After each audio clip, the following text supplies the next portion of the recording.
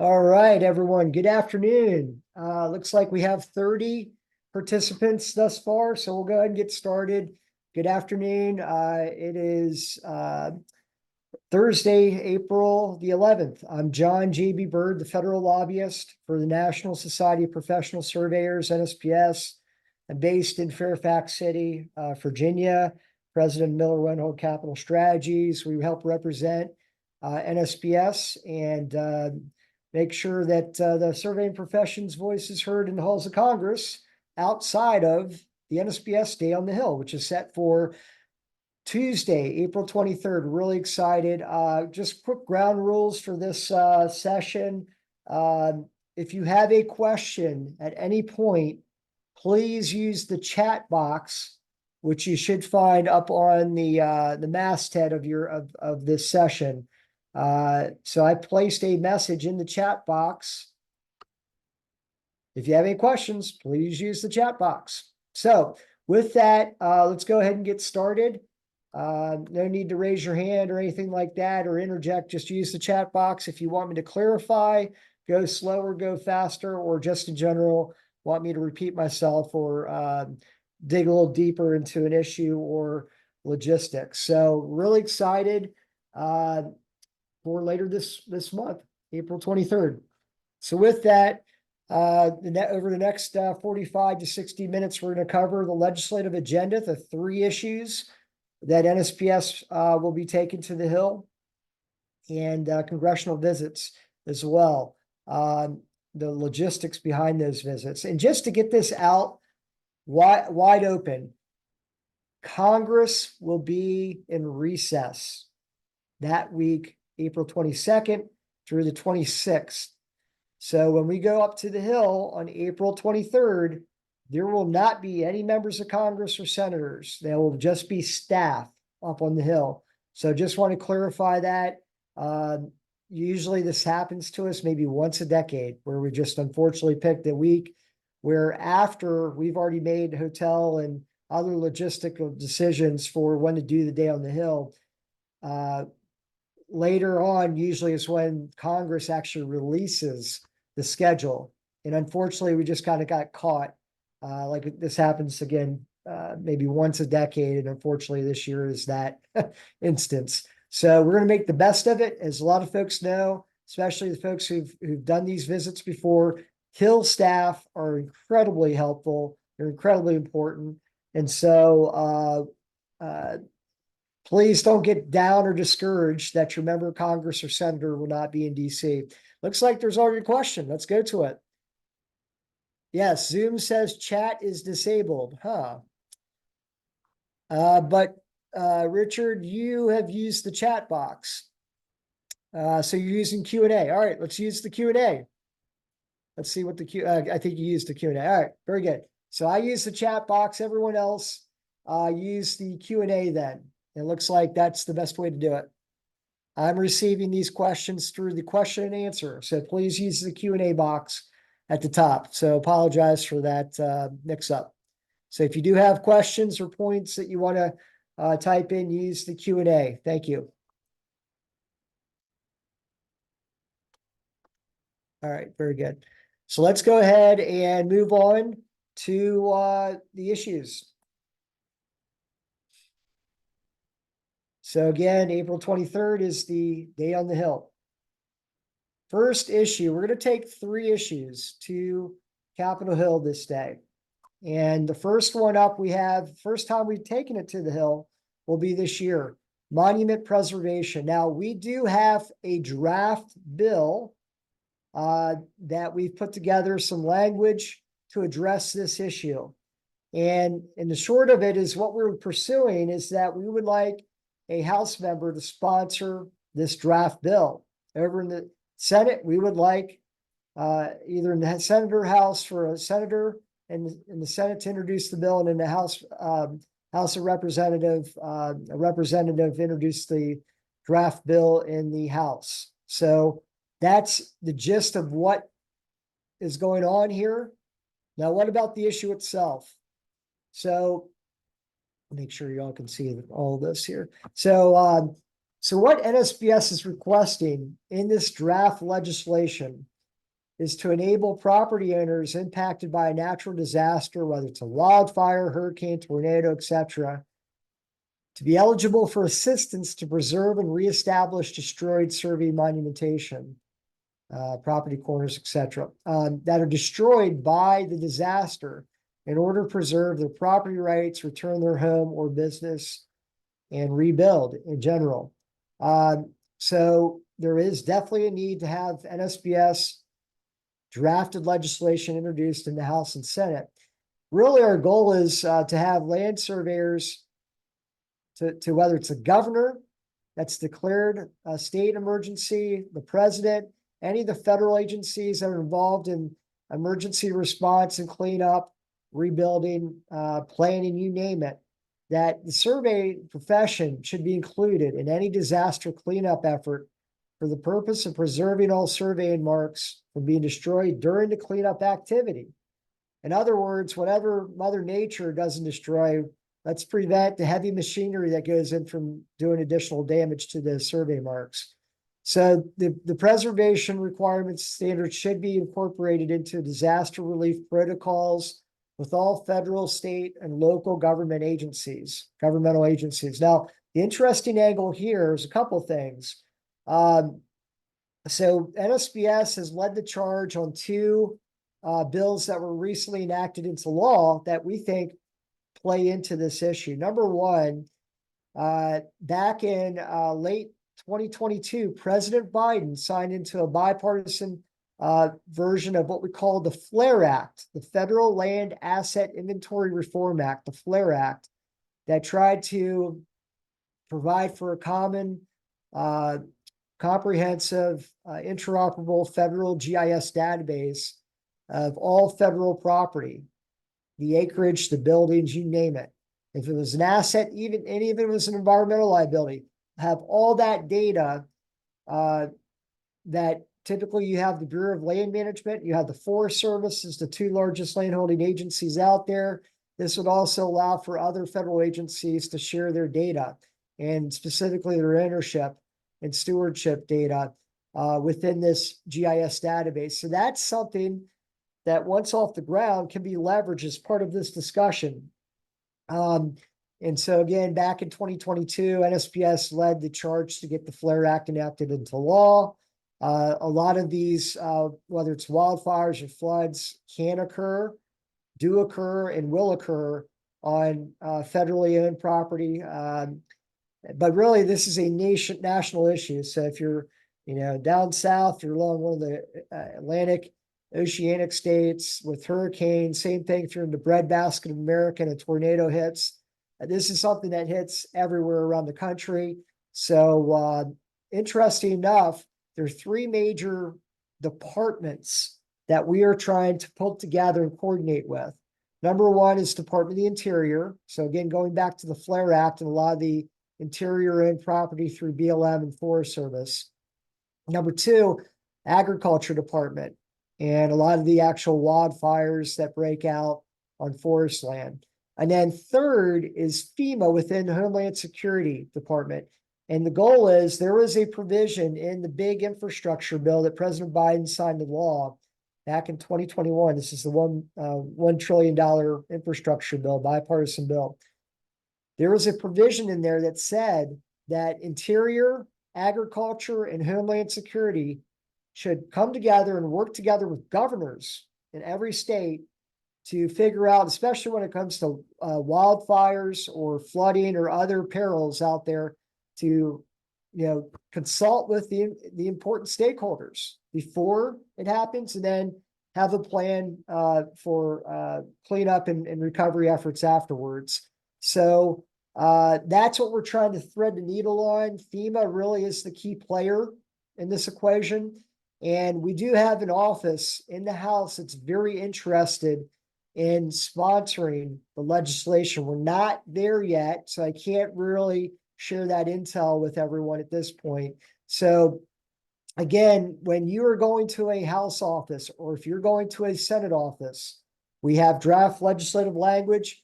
If they're interested with the issue, I will make sure to follow up with each and every one of you and those offices and share the draft language. But so we do have draft language. We simply make the ask. Will you sponsor the NSPS drafted legislation? Looks like we have some additional questions. So before we leave this issue, let's take a look at the Q&A. All right, so we have a question. Will our schedules be made and will they be in our packets? Let's come back to that because we'll cover that in logistics. And then is the draft bill available to us for us to review? It is. Yes, it is. Short answer. I need to figure out how best to disseminate that. I'd prefer not to have that listed on publicly available website. So I think what we might do is to independently email a copy of that draft legislation to everyone. I just do not want other folks outside of this organization to be aware of it. This is an NSPS item, and I really do want to the extent possible, not showcase draft text and make it publicly available for many reasons, but to make sure that each one of you has a chance to read through the language, yes, we will make sure to email a copy of that draft. But we at this point, we do not want to actually include that language in the draft packet. But we want to make sure that before you go to those offices, you've had a chance to read that language. So I think that's pretty fair. And then the question about where will our schedules be made and will they be in our packets? I'll cover that later when we get to the logistics. I want to focus more on the issues at this point, but we'll come back to that wherever iPad number 5 is. Thank you. Good questions. All right, so let's move on that's the first of our 3 issues. Next up. All right, so a lot of folks have heard about the annual defense bill. It is commonly known as the National Defense Authorization Act, otherwise known as the NDAA. Every year, Congress basically passes a 1-year version of the defense bill. So a couple months ago, Congress did finish up and President Biden signed into law the 2024 NDAA. So now everyone is shifting over now to the 2025 version of the defense bill, the NDAA. And specifically what we're pursuing is a workforce development angle to servicemen and women and their spouses through what's known as the Transition Assistance Program, or TAP. And, as we spell out here on this first page of this issue, our goal is to get the NSPS provision into both the House and the Senate defense bills for 2025. At some point, those 2 versions of the bill, the House and the Senate, will need to be reconciled.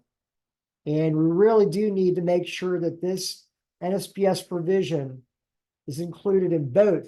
So when it comes time to reconciling the 2, our goal is to have this provision in both. That way it's an easy ask, and that they don't have to argue between stripping it out of one or adding it out to another. So that's going to be our underlying goal. Now, what is this TAP and what are we asking for? Let's go to the second slide here for this issue. All right, let's see. It's a lot. All right.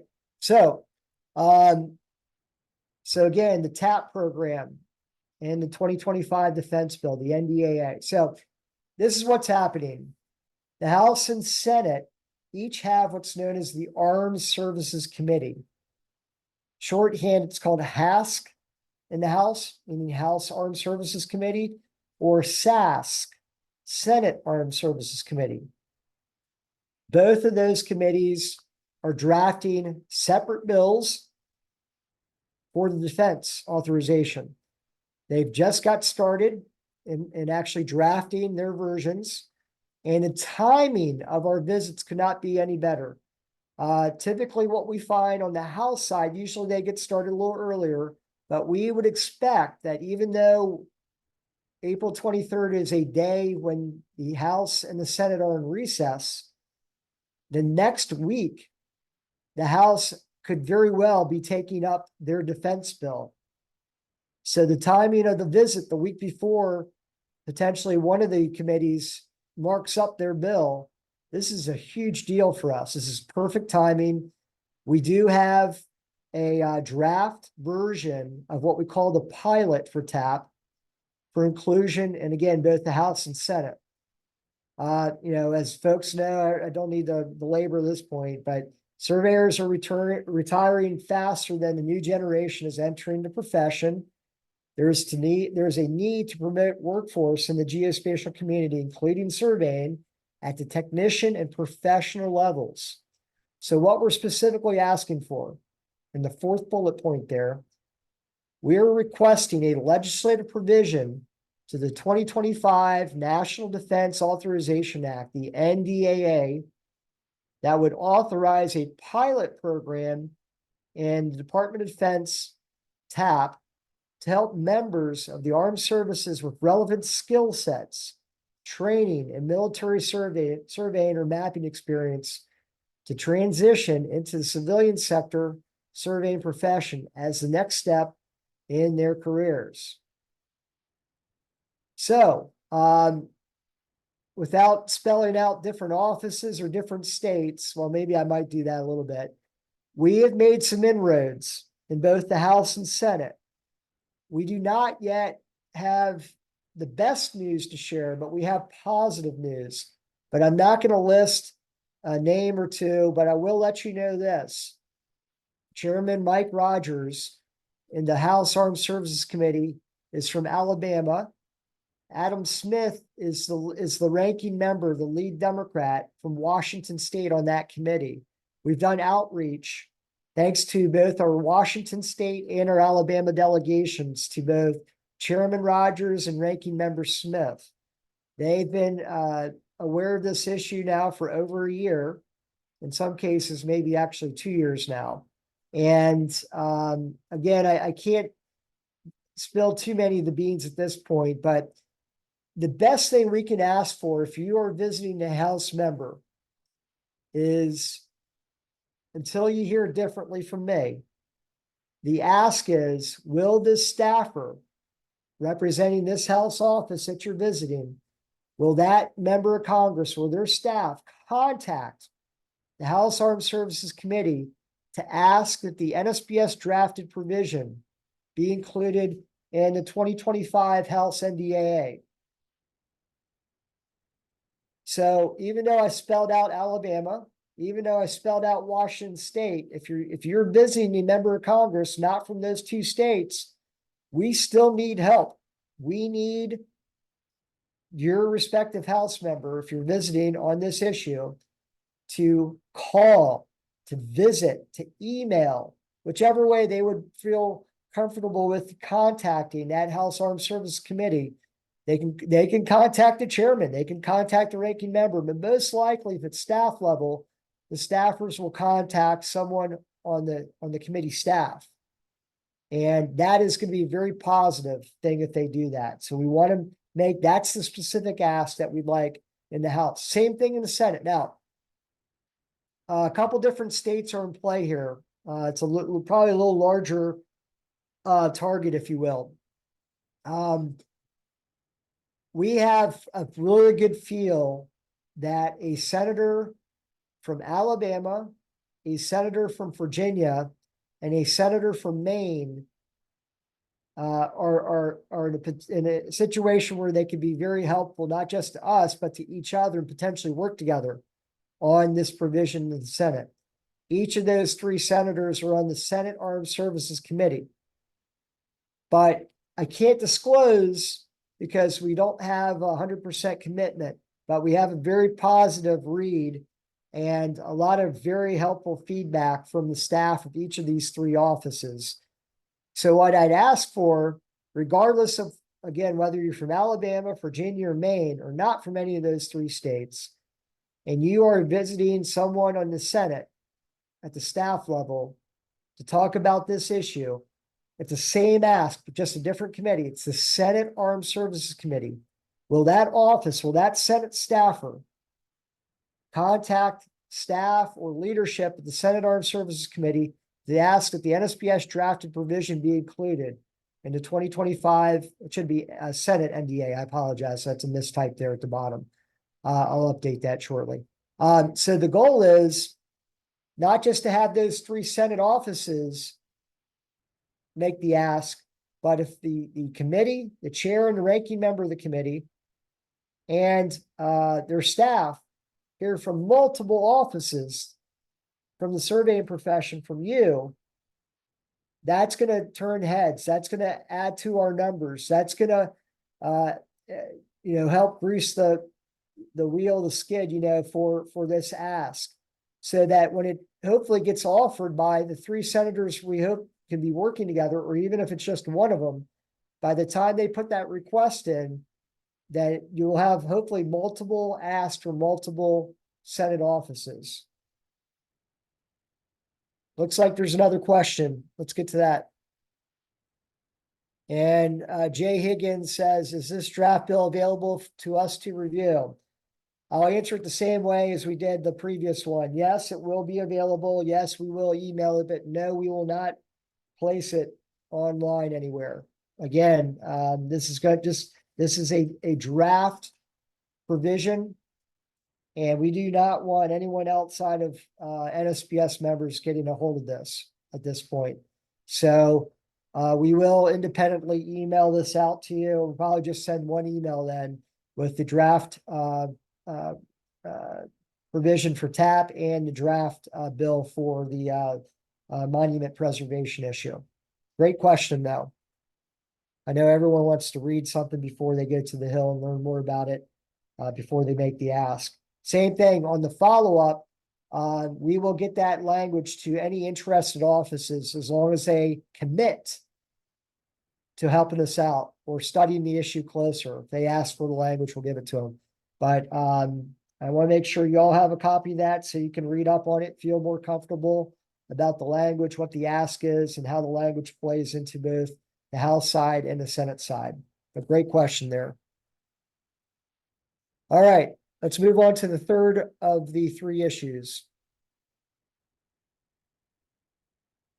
All right, so this is going to be a little different version of an issue. Now, we did take this issue, the survey and licensure. We did take this to the NSPS on the Hill last year, and that was very helpful, getting some good intel back from offices, putting our feet in the water, testing the water. But now we are ready for prime time. This is a huge deal. What we are pursuing is a sense of the Congress resolution where we clearly identify the importance in how the survey and licensure issue protects the public health, safety, and welfare. However, this is a different ask between the House and the Senate, and there's good reason why. So if you're visiting a House office specifically on this issue, you want to ask for co-sponsorship. If you're visiting a Senate office, you're asking for sponsorship. And why is that? Let's get into it. So we have great news to report. I know that Tim Birch, Mark Sargent, the rest of the government affairs team has been spreading the word and getting the word out. And I think we had this in News and Views as well and other ways to get the word out. But the big deal is we are trying to push back with the current movement to de-license occupations. And, one of the ways that we wanted to create a caveat and to say why the surveying profession is different. Well, we actually had a member of Congress recently acknowledge this. And by doing so, on March 8th, Congressman John Joyce from Pennsylvania listened to us. Not only listened to us, acted on what we asked him to do. He introduced what's known as a Sense of the Congress resolution. It's HCON Resolution, or Res 96.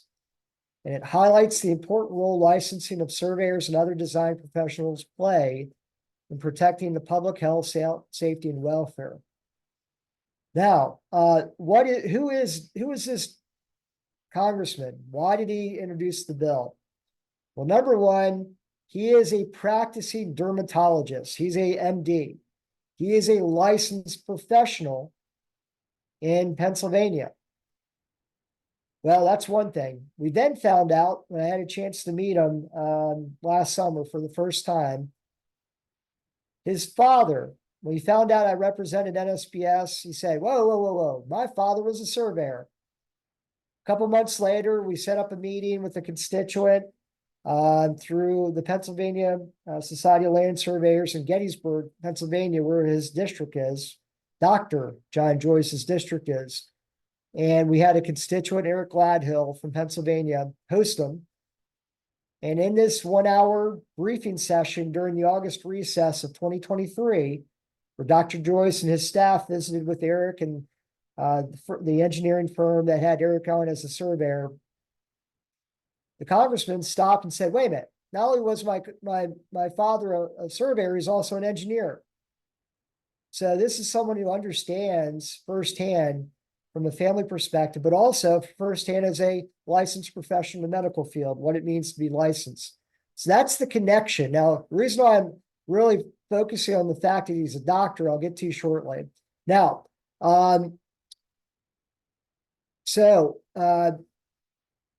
what makes, again, this ask a little different is that because the congressman, Dr. Joyce, has introduced this provision or this resolution in the House, it's a different ask in the Senate. We're starting from scratch in the Senate. Therefore, when we say at the very bottom there for the Senate, will you sponsor the NSPS drafted sense of the Congress resolution? Well, I took a look, and maybe my numbers are wrong in the Senate, but of the 100 senators, only 4 are doctors. So I wrote down these states real quickly. So if you're visiting Wyoming, there's a Dr. Barrasso, third ranking Republican in the Senate. He's a doctor. A lot of folks have probably heard of Kentucky, one of the senators from Kentucky, that's not McConnell, Dr. Rand Paul, he's a doctor. There's also from Louisiana, Bill Cassidy, a doctor. And I'm blanking on the 4th one, but there's a 4th doctor somewhere. Hopefully I'll remember it shortly.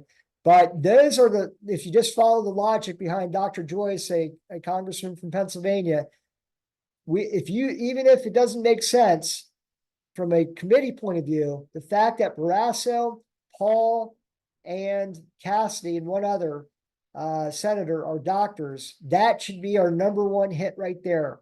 Those are our best chances to have another doctor, in this case in the Senate, introduce what Dr. Joyce has done in the House.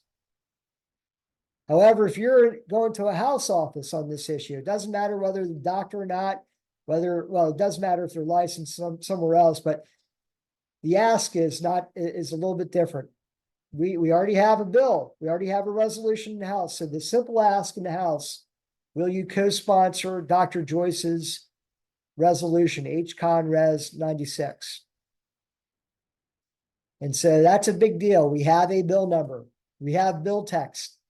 Any member of Congress can read through, any staffer can read through that bill text. We have it. It's publicly available. We are not being shy. We are not trying to cover that up or be secretive about it. So we've got a bill number. That's the ask in the House. That's the ask in the Senate. And it's the last 3 bullet points there halfway down the page. All 50 states and territories license the profession with licensing dating back to 1891. Surveying is essential, whether for engineering, for infrastructure action projects, or boundary surveys for home ownership. Quality and fidelity of the professional responsible for a survey has a significant financial, environmental, safety, and quality of life implication. Quite frankly, from a taxpayer point of view, whether you're on the D side or the R side of the aisle, all this infrastructure money that's going out to state and local projects, that's a huge deal. And you want to make sure that someone who's licensed isn't part of that. So that's the issue. Those are the separate ask about the same issue. It looks like we have several more questions. Let's go up to the questions real quick. Take a quick look here. So Ryan Selby asked, do we know how many MOS translate well into the survey? Okay, let's come back to that. Let's try to stay on. We'll come back to that in a second here. Yes, Rich Liu, Roger Marshall from Kansas. He's the 4th doctor. So if you're visiting Louisiana, if you're visiting Wyoming, if you're visiting Kentucky, and from Dr. Marshall's point of view, Senator Roger Marshall is from Kansas. So if you're going to one of those 4 states and you're meeting with one of those 4 doctors who happen to be a senator, thank you, Rich. Let's see here. Let me go back to the question that Ryan Selby asked. Do we know how many MOS codes translate well to the surveying profession? No, I don't, but we have at least a starting point. I think with help from John Pelletiello, who dug up a lot of these a couple years ago, to some updated versions of these MOS codes I've received from various NSPS leaders and members over the last couple weeks. I think we have at least 10, maybe up to 15, if I recall correctly, and we will have a list available. And if by all means, if folks see or see something that's missing that should be added, we're always open to adding additional MOSs on there. So that's a great question, Ryan.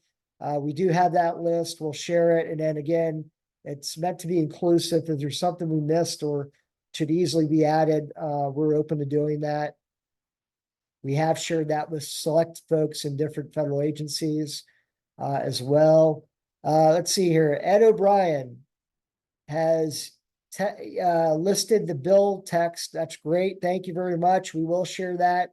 When we finalize we'll get to the logistics. When we finalize the issue papers, we'll have a link directly to the HCON resolution 96. But thank you, Ed, for making everyone aware of the link and to look up the bill language. And when we had it in news and views, we also had it linked. So very helpful. Thank you, Ed. Let's see other questions. Mark Sargent, can we include the language in the resolution in the packet? We did last year, so I think we can do that this year for the resolution. Yeah, I think we can do that. Yeah, we should do that again, Mark. That's a good idea. Thank you. Good call.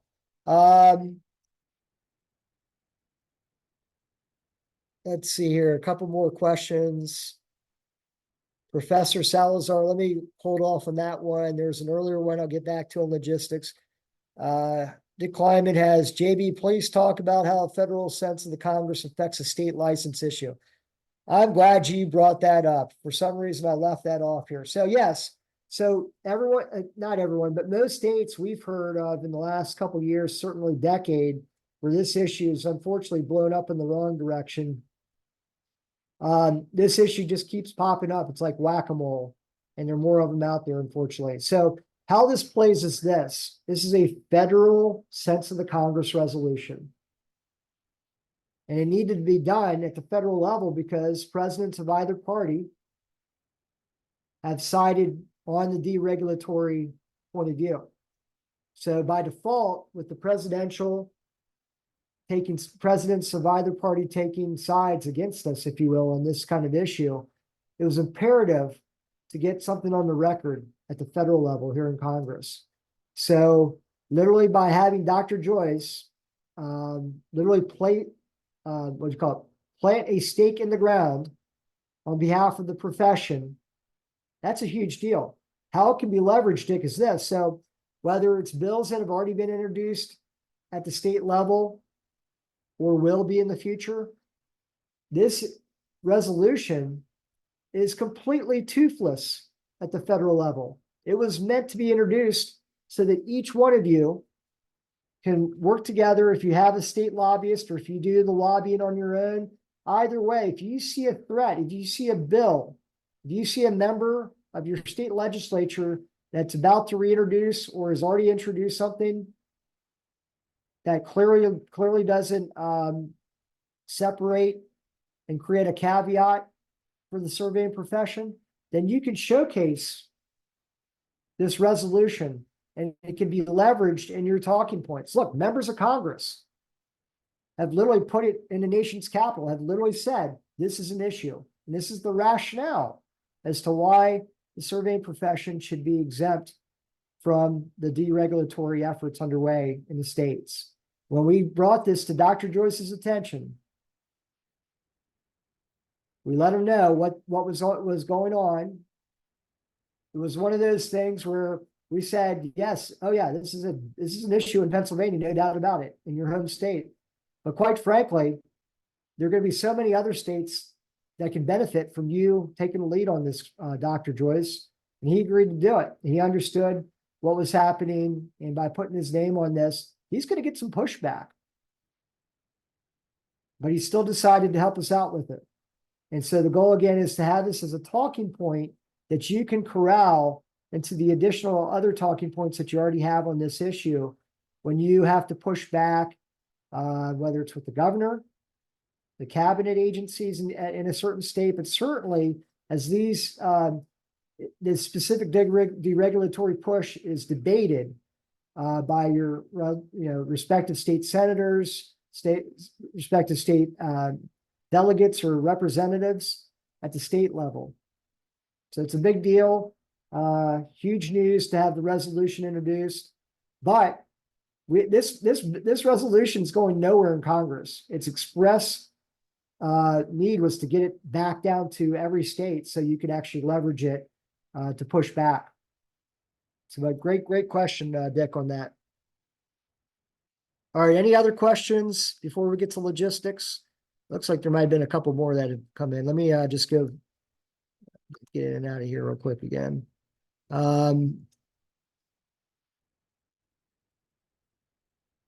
So we'll get back to the schedule and packets here shortly. We talked about the draft bills. We talked about the MOS codes. Ed O'Brien sent us the link for the resolution 96. Dr. Marshall, fourth doctor in the Senate. All right, so I think we've covered those 10 issues shy of the logistics, so the 2 or 3 questions that were on specific. So let's go ahead. And again, if we need to come back to the issues later, we can do that. Let's go ahead and move on to logistics in the remaining 20 or so minutes here and make sure we capture all those questions we've got to answer. So, yeah, we're really excited. Now, how do we actually get the best value, if you will, for your day on the Hill? This is where we are. We have 60 plus NSPS members attending the Day on the Hill. We expect to have around 150 or so meetings confirmed when everything's said and done. At least 35 states will be represented. What are the assets? Obviously, you, each one of you, is traveling to Washington, D.C. to take part. Citizen lobbying, if you will. You're the constituent. And again, this could be with staff level. You're going to have a schedule. You're having a congressional directory.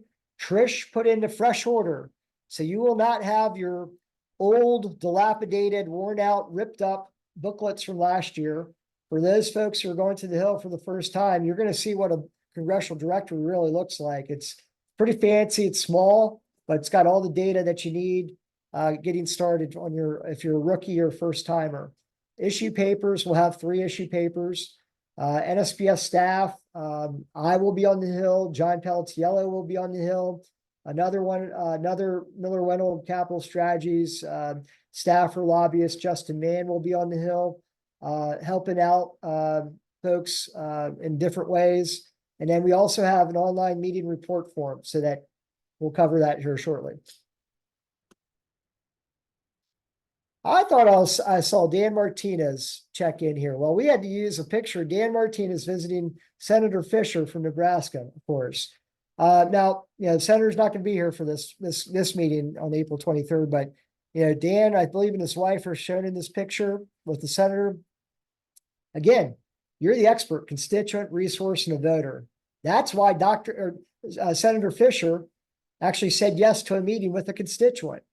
So, in this case, Dan's going to meet with a Hill staffer, not the senator this time, but it's important. You can still leverage your assets that you bring to the table. All right. So again, what you'll need to do, if you see anything, a reference here to any member of Congress or senator, obviously that's not going to happen. It's going to be a staffer. So this is typically what happens. We say 15 minutes for a meeting, one issue. of the three. And what we tried to do is to assign one of those three issues based on the committee or committees that a House member or a senator serve on. So there's a good chance that if a House member or senator is on the Armed Services Committee, you're going to go and talk about the TAP program and defense bill. And there's some other examples of the other two, but that's basically what we try to do, is to align the committee with the issue of those three issues, which was the most relevant based on the committees. What'll happen is you'll probably spend the first 2 to 5 minutes introducing yourself. You ever heard the expression, all politics is local? Well, that's the reason why you have the meeting, but you also want to get into the nitty gritty, but not overdo it. So we're take 2 to 5 minutes, introduce yourself, and we'll talk about how to do that. A little bit more detail here. Issue discussion should be the middle 5 minutes. Yes, 30-second elevator pitch is not enough. 5 minutes, that should be more than enough. And in the final 5 minutes, you got to make an ask. You're not looking for support. We'll get into that later. And then gain feedback and then invite for a tour. So 5 minutes for introductions, 5 minutes for issue discussion, and 5 minutes for getting a commitment.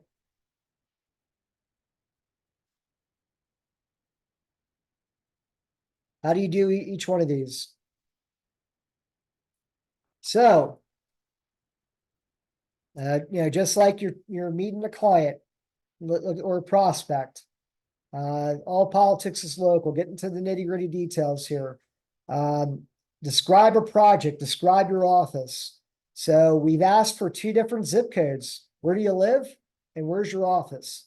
If you have an office of 2 people, if you have an office of 20 or 200, just bring the basic data with you. If you're working on a project, single out a project. It can be any kind of project, but it's got to be in that district or in that state. Make it local. And then, this is the tricky part. If you're going by yourself, this is easy. You're the team leader. If you have 3 or 4 in your delegation, please assign a team leader before you go into that meeting. And then discuss roles and responsibilities. Who's going to be the leader on the talking points? Who's going to be the leader in making the ask? And so forth. It can be one person or you can change it up. But the important thing is to organize early. And that way you have a really good pitch that goes well in that 15 minutes.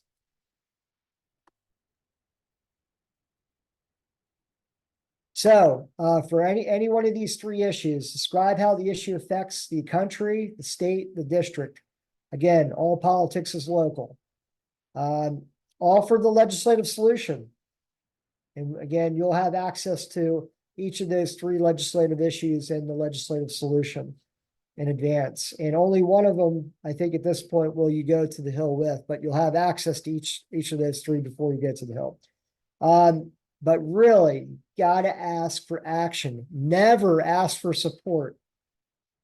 Support means, yeah, we'll support you. That doesn't get you anything. Action, you got to ask them to act on your behalf. It's got to be very specific. So I can't remember if Cotton Jones is on this call, but Dr. Barrasso, remember we talked about Dr. Barrasso?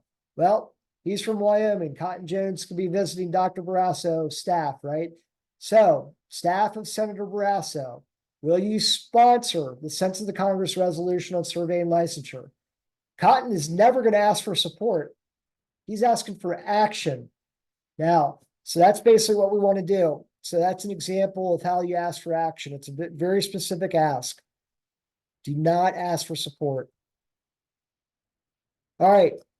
So again, when you meet with these staffers, be flexible. Especially again, substitute members and senators with their staff with all this. Don't feel slighted if you're meeting with a staff person. They are important. And we always talk about the fact that politics is not a one-off. This should be either starting a new relationship or enhancing an existing one. But politics is all about relationships. It should never be a one-off. And don't be surprised or offended if the staff members in their 20s. These folks are really sharp. They're very ambitious, and they're policy driven. And they do a lot of the heavy lifting for the senators or the House members that they report up to. They'll draft memos on whether to co-sponsor or sponsor a bill. They'll do all the legwork to make their boss's job as easy as possible. So our job is to influence them, inform them, to educate them as best as possible. I should just call this a Simple Minds slide. Everyone remember the song Simple Minds, Don't You Forget About Me? Let's just start with the don'ts. These are the don'ts we would hope you would never do. And, I'm not going to make a mockery out of any of this, but just don't do any of these. And especially that last one. Don't forget to ask for some action. All right, now, again, before you go into any of these meetings, you're going to get one packet per meeting. So there are 4 of you from one state going to one office. Only one of you has the packet. And that's why it's important to have a team, a meeting leader per state. If you're just flying solo, you're the only one from your state, that makes it very easy. It's just when you have 2, 3, or multiple other folks going to that office. So just like you leave behind one packet, one post-meeting report form per meeting. So that's important.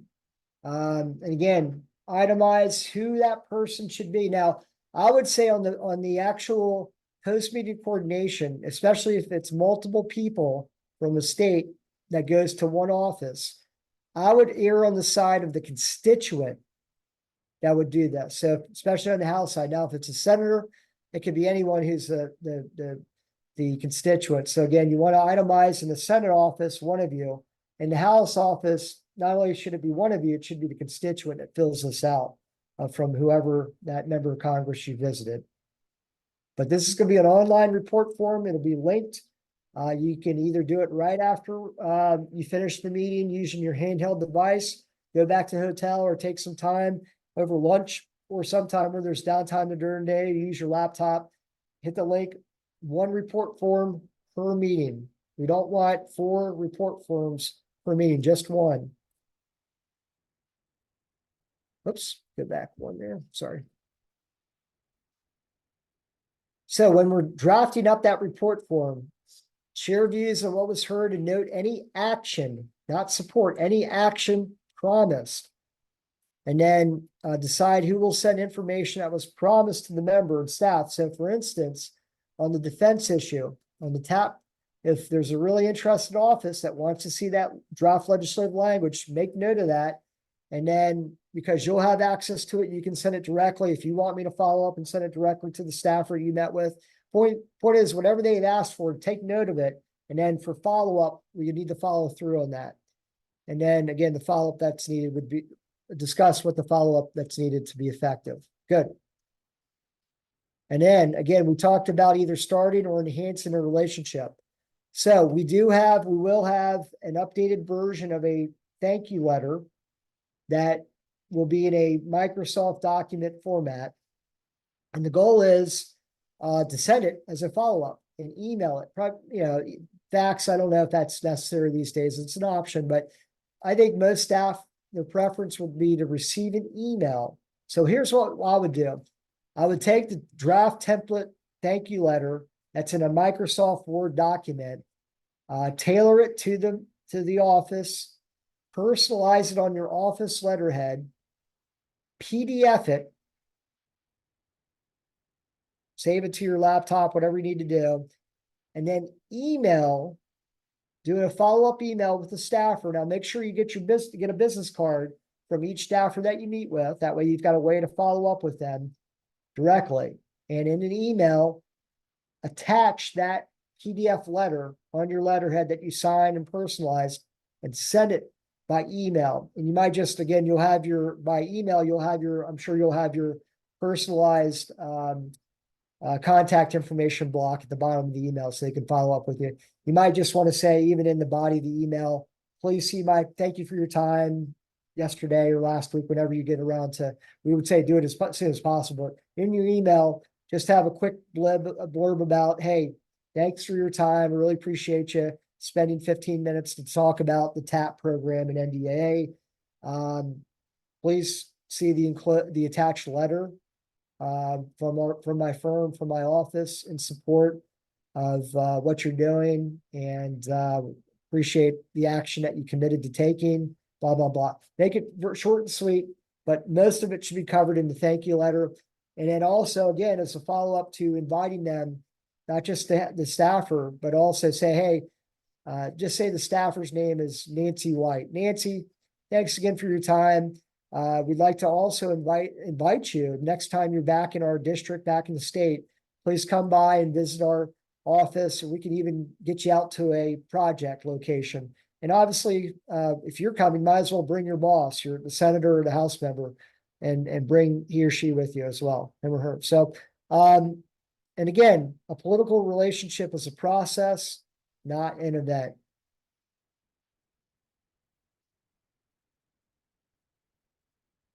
So whether it's, again, meeting with the member of Congress in the top left-hand corner, this is Tom Tiffany from Wisconsin. Obviously, we had the great folks from Wisconsin delegation going in person right after COVID and meet with the congressman. And then in Oregon, there's a member of Congress who's retired, but PLSO did a great job of not just visiting the congressman in DC and his staff, but inviting the congressman to come out and do a tech demo back in Oregon. And that was a huge deal, connected to drones, 3D elevation data, infrastructure. So it's one thing, obviously, to meet with your member of Congress in DC. It's a huge commitment, their staff, but also, again, extend the relationship, continue the relationship, invite them to visit. What's the role? Additional roles after the day on the Hill. So attend town hall meetings, including virtual options. Invite a member of Congress to visit, again, tour, or locate, go to a location of a project. And again, continue correspondence. I tell you what, if you go to a town hall meeting in person, especially, one of the golden rules of a town hall meeting is 99% of the people that show up complain. So why not be that 1% that goes in, regardless of party, and actually compliments, whether you agree with the member of Congress or senator or not. If they've done something, if you think they've done something well, like literally compliment them in front of everyone. And if they don't get your card, their staff will come out of nowhere and get a card from you. Because all they hear is complaints at these town hall meetings. It's rare for someone to actually get up in front of everyone and thank them for their public service and thank them for doing something on behalf of their constituents. So again, a way to continue the relationship. Now, we've got some questions here, but again, our Miller Wedhold Capital Strategies team, you got John Pelletiello, who's the government affairs consultant. I'm the lobbyist, and obviously we want to take as many questions as possible. We've got a few minutes left. So let's go back. It looks like a couple more questions have come in. So let's make sure we answer every single one of these. Let's see here. All right, iPad 5. Will our schedules be made and will they be in our packet? So when you register, you had the option to either make the appointments yourself or have NSPS do the appointments for you. So thanks to those that did their own, thanks to those who asked us to do them for you. We are putting together a master database of every single office to be invited and requested for a meeting. And then once we have those confirmed, yes, we will make sure the schedules are placed in your packets. So you get a couple different packets when you show up on Monday, April 22nd, when we split you all up by state for the final in-person training session the day before the day on the Hill. We'll divide everyone up by state. We'll have each of your packets there. You'll get two different packets. Number one is your personal packet, where you'll have your schedule, you'll have the issue papers, you'll have lobbying 101, you'll have cheat sheet, you'll have cheat sheet, talking points per issue, we call it the cheat sheet. You'll have a couple other items in that one packet that each one of you gets that individual packet. And then for your state going to the Hill, you'll get separate packets, but it's only going to be one packet per office per visit. So yes, we will have the schedules and the packets coordinated with you, but you're gonna have that all available when you show up Monday evening, 6:30, I believe is the start time in the hotel in Arlington, Virginia. Great question.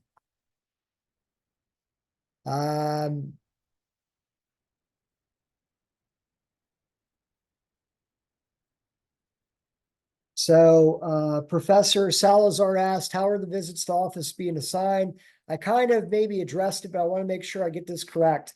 So typically what happens, what we do is we identify the members of Congress based on the zip codes from your residence and your office that you put in the registration sign up page. And then what we did is we found out, well, outside the senators from your respective state, we identified which member of Congress represents you. And what we did then is we took a look at committees that member of Congress or the senators serve on. And then of the three issues, which of those three issues makes the most sense based on the committees that senator or that House member reside on. So that's how we, now the caveat is in why I focused on the four senators that are doctors: Kansas, Kentucky, Louisiana, Wyoming. Those are a little bit different. That's why I make an exception for those. Now, one other thing, yeah, okay, yeah. So hopefully that answers that. But great question, Professor Salazar. Dan Martinez. I'll let you have the last word on that, Dan. And then Mike Given, when will post-meeting report form and thank you letters be available on resource page? Link currently not active. That's correct, Mike. So here's our kind of timeline. We will hope to have each of the three issue papers. So number one, if you go to the website itself, the same website that you used to register, there's a resources page that Mike Given is alluding to. On that resources page will be the archive one-stop place for all these documents. So each of the three issue papers, and to Mark Sargent's point, we'll have the sense of the Congress resolution because that's been introduced. We will not post the defense bill language. We will not post the monument preservation language there, but everything else we'll post it there, including the updated version of the thank you letter and the Hill report form when it's ready to go live. We would hope that that's available, we think, maybe as early as Monday, but probably more realistic to be either Tuesday or Wednesday of next week. That's when we'll all be posted. So when we put the meeting request in, we are using very short sentences, paragraphs, as kind of a Cliff Notes version of the issues. So when we make the request of the scheduler in the Senate or House office for you to meet with the staff, we've at least given them something from the issue. It's just not the completed issue paper. There's still some details that are moving around on at least two of the three issues. And instead of just putting them up one at a time, we're just making sure that we finalize these issue papers and then put them up together again early next week, Mike. But very good question. We always have a deadline to do this, and I know that folks want this as soon as possible. And we're just trying to make sure we get them up as soon as possible, but also not put something in there that's quickly outdated because things are literally happening behind the scenes really quickly right now. And so we think though by Tuesday or Wednesday of next week at the latest that we'll have everything listed there, including the updated version of the talking points, thank you letter, etc. But great question, Mike. All right, so we are at an hour or so.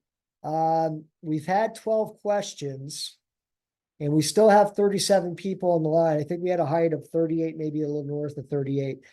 Before anyone else leaves, what else should we cover? Are there any questions? Are there any concerns? Are there any logistical issues? What else do folks either feel very good about or not? Well, let's focus on the problems. Does anyone feel uncomfortable with anything? Do we want me to clarify something on an issue? Logistically or issue driven? What else can we be doing to help out folks? All right, a couple more questions have just come in. James Craddock. There we go. As always, thank you for your hard work. Hey, James, happy to do this. It's an honor and privilege to represent you. I'm so excited that each one of you actually took an hour of your day this afternoon to be with me and to be with all of us on this. This is a big deal. So thank you for putting in the time this week, because we hope that in 2 weeks, your value and your time put in will be incredibly worth it. And looking forward to seeing everyone in person for sure, James. But thank you for the very nice words. Justin Silva. Looks like Justin's a rookie. For a first timer, how can I best be used? Well, so number one, and Justin, please tell me, what state are you from? I should have this somewhere here. Justin, what state are you from by chance? Can you just really quickly answer that? I can't hear you. You just have to repeat yourself there. North Carolina. Oh, great. So that's good. So number one, most likely North Carolina is going to have multiple folks. So you're gonna be in an advantage in the sense that you're going to have other folks who've done this before go with you. So my job is to make your visit run as smoothly and as efficiently as possible. And we're trying to do that. You're doing the first step, which is to actually sign up and register and be involved and actually come to Capitol Hill and then learn more about the issues. And because I think you'll have some folks who've done this before with you, if I'm missing something, if you want more intel, we can meet in person on Monday, the 22nd. You're going to have veterans with you doing these visits. So I'd highly recommend just, taking some cues from your colleagues from North Carolina.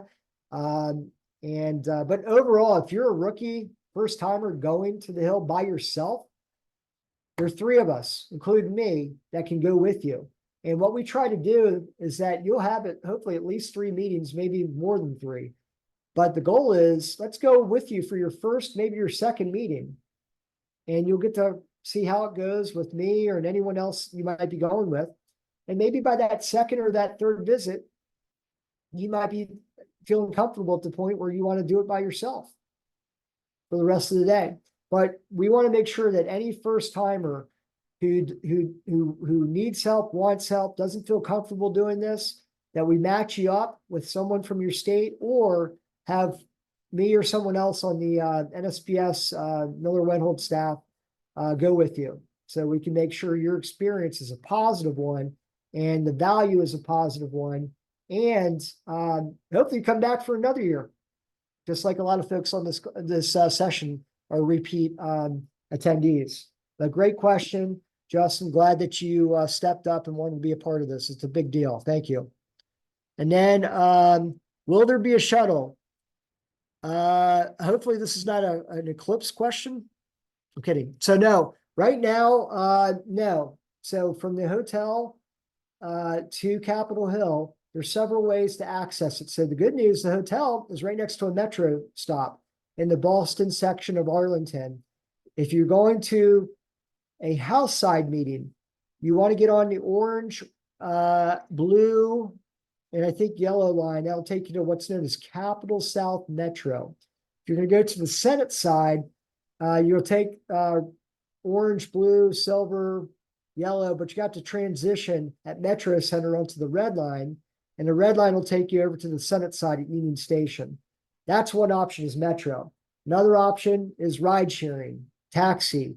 I think we even had Ed O'Brien one year literally walk across a couple bridges multiple times during the day because things shut down. But Ed O'Brien, I think, wore out, not as welcome, but he wore out his shoes that day walking. But I wouldn't recommend that.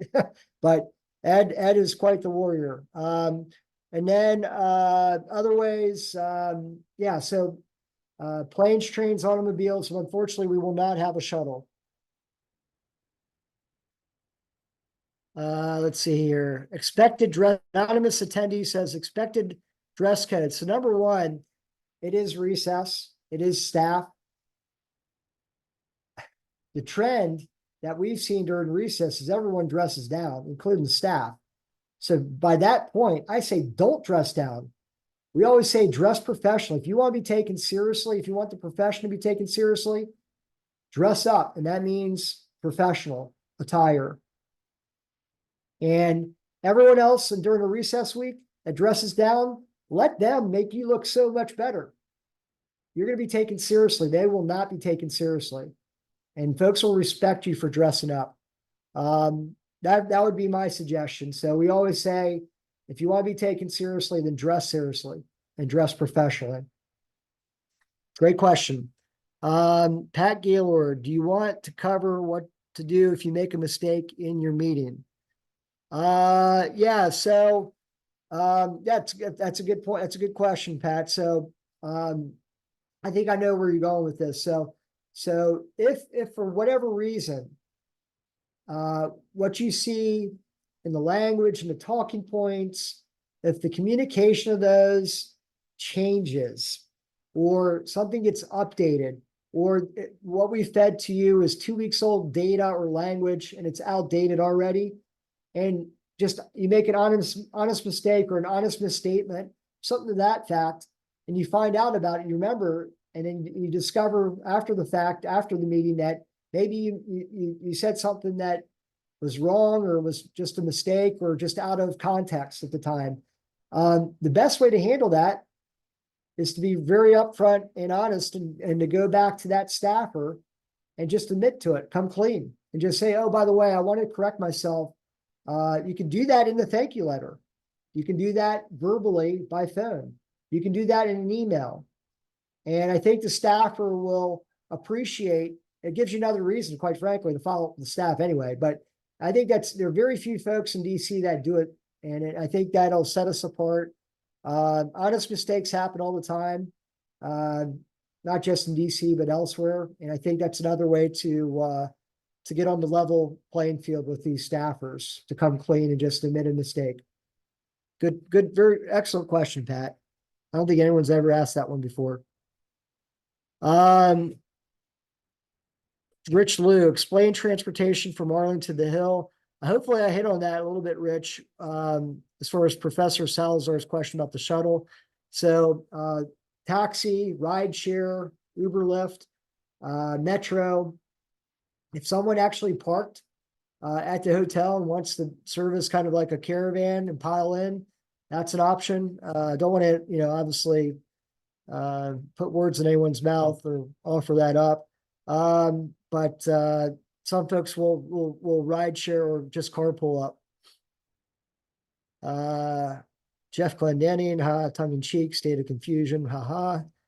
Ramon, thank you, JB. Will this recording be available later today? It will be available.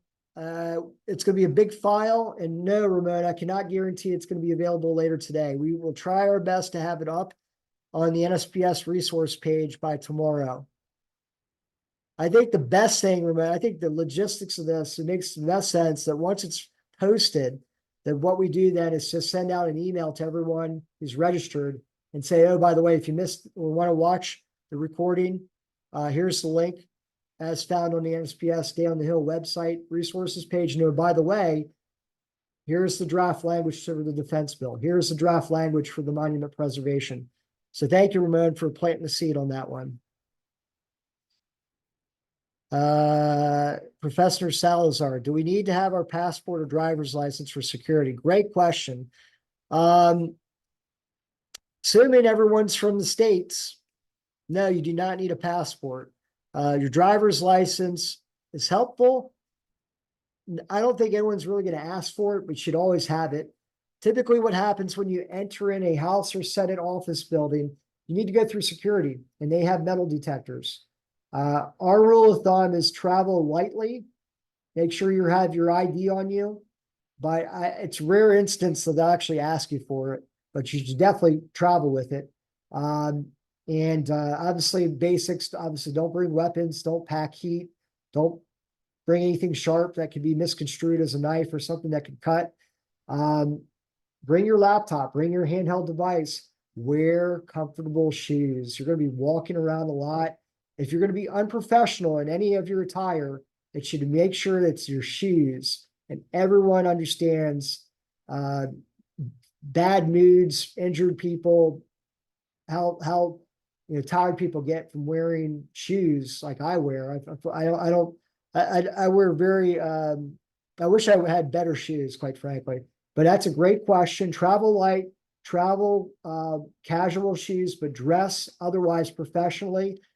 Check the weather. If it's going to be nice and sunny, you probably don't need a raincoat. If it's potential threat of rain, you might need something to cover up, or an umbrella. Umbrellas are accepted into the office buildings, but you definitely need to go through the metal detector. If you're going from the House to the Senate to the House, I would bank on 20 minutes, 10 minutes to actually walk, and there could be lines. So maybe the other 10 minutes is for to actually get through the security line. So we will do our best to make sure that when we set up these meetings for you, that you're not running back and forth, that hopefully we knock out the Senate offices in the morning or the afternoon and take care of the House offices the other part of the day. So worst case scenarios, you look like, a tennis match or a ping pong match, and the ball is going back and forth across the Capitol. We wanted to avoid that, but you will need to still walk a good bit that day. So that's again why you want to pack some comfortable shoes. Mark Sargent, do you want to mention photo of group? Yes, I do. So here's what we're thinking. If Daryl Fuller, I can't remember if Daryl's on the line today, but he came up with the idea of doing a photo of everyone, as many of the NSPS attendees as possible on the Capitol steps, with the Capitol as the background, and then just take a picture or two. And then obviously we can get that out to everyone who's registered, who was there, whether you're in the picture or not. You can obviously make a lot of hay out of that social media wise, or report back to your affiliates, et cetera, et cetera. So yes, we will look at the schedule once we have as many of the meetings confirmed as possible. And one of two ways to address it. We'll either try to get folks up to the Hill early in the morning, meaning somewhere between 8:30 to 9:15, and have everyone meet at the Capitol Hill steps for a quick photo. Or we might wait till lunchtime, and sometime between 11:45 and say 12:45, get as many folks as possible. Now, we're not going to get all 60 plus attendees there at once. We understand that's just not realistic. But my goal is to get as many of you as there as possible. And I think it's a big deal. It's important. And we should definitely try it and see if it works out. And again, we'll try to get the word out closer to the date. I think we'll definitely have that addressed by Monday, April 22nd, when we do our final in-person session. We can probably announce where and what time of the day to arrive on the 23rd for the group photo. Great question, Mark. Ramon, good. Let's see, a couple more questions. Thanks for everyone's time. Looks like we're losing some people. All right. Dick Kleiman, explain building room number system. If one door is clogged, try another. Sometimes security told us to go to a different door to avoid protesters. He figured we were dressed professionally and we're legit. All right. So let's start with the Senate. In the Senate, there are 3 buildings. You have Dirksen in the Hart building. Even though in name they're different buildings, they're joined at the hip. They're one big structure. So if you get into the Hart or the Dirksen building, you're basically in the same building. It's just they're divided in name only. It's one big location. There's a separate building called the Russell Building in the Senate. And if you need to go from any of these buildings, go underground. There's a basement tunnel system, and the goal is to avoid going back through security. So if you've already entered Russell, Hart, or Dirksen, there's no need to leave the building and then re-enter it through security. So go downstairs, find the basement, and walk until you find an elevator that comes up to one of the other buildings. Same thing on the House side. Most likely, there's only going to be 3 House offices: Cannon, Longworth, and Rayburn. And they're all connected same way underground through a basement tunnel. So if you need to go into one of those buildings, obviously you need to go through security, but what you want to avoid is going back through security if you leave the building. But the best way to do it, if you're already in the building, you've already gone through security once, drop down into the basement of that building and walk through the tunnel to get to the other buildings. And in the number system, it's really catchy. It'll make sense once you really kind of do it once, but in Canon, every room number only has 3 digits. And so if you're going to go to room 313 of Canon, then that means you're going to be on the 3rd floor, room 313. Now, if you're over in Longworth and you see the number system 1313, you're going to be on the 3rd floor in room 1313. If you're in Rayburn and you see the number 2313, that means you're going to be on the 3rd floor of Rayburn, 2313. So what they've done is said that Canon really should be 4 digits. It should be 0313. Again, if you're going to room 313 in Longworth, it's 1313. And if you're in Rayburn, it's 2313. And so any fluctuation, you want to pay attention to the first number and the second number. First number is a 0 in Canon, 1 in Longworth, and 2 in Rayburn. That just tells you what building you're in. And then the second number is the actual level where the room is located. But again, the most important level, whether in the Senate or in the House, is the basement. That's the way you avoid going back through security and wasting your time in the security line, but you can just go underneath, use the tunnel system, and then come back up in a new building. All right, great question. And avoid protesters, yeah. Yeah, just in general, respect Capitol Police staff, officers. Whatever they tell you to do, and just respect that. And if they have new intel based on something that's happening, yeah, just be respectful, ask them, and they'll point you in the right direction. And if anything, protocol has changed. Great question. Professor Salazar, did you say don't pack heat? Is it because I'm from Texas? Okay. I will not make another eclipse jokes about Texas then. Let's see here. Mike Given, will the tunnels be available to go between meetings? Yes. However, the tricky part is if you're on the House side and you want to go all the way over to the Senate side, you can do that, but it's a special circumstance. You need help, and it's just not going to be something that's going to be easy to be done. That's where you need to go back above ground and walk from the House to the Senate or from the Senate to the House. But again, if you're in the Senate building and your next meeting is in the Senate building, just a separate building, you just need to go downstairs, take the tunnel, and come back up to the new building in the Senate. Same thing in the House. So hopefully that covers that, Mike. So yes to the tunnels. All right, so we've had a lot of questions. That's really good. 31 questions. I'm hoping I didn't miss one, but there could be one I've missed. And we're down to 31 folks. So are there any other questions, or is there someone who asked the question I'm just overlooking, haven't answered yet? All right, I'm not seeing any new questions.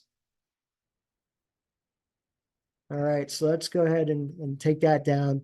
And then, of course, we just want to say thank you to everyone for your time today. We're really excited about April 23rd and your participation. It's a big deal. Really appreciate it. And I can't wait to see everyone Monday, April 22nd, 6:30. And again, we'll be in touch by email with some of the follow-up information, draft language, recording of this, and other important information. If you have any questions, please do not hesitate to reach out to me. Again, this is my contact information. John Palatiello's contact information here, and my contact information here. please do not hesitate to reach out to us and let us know if you have any additional thoughts, questions, suggestions, need for clarification on any of this, whether it's the issue or the logistics involved. With that, thank you all very much for your time, and we'll see you shortly later this month. Safe travels, everyone. Thank you all very much. Bye-bye.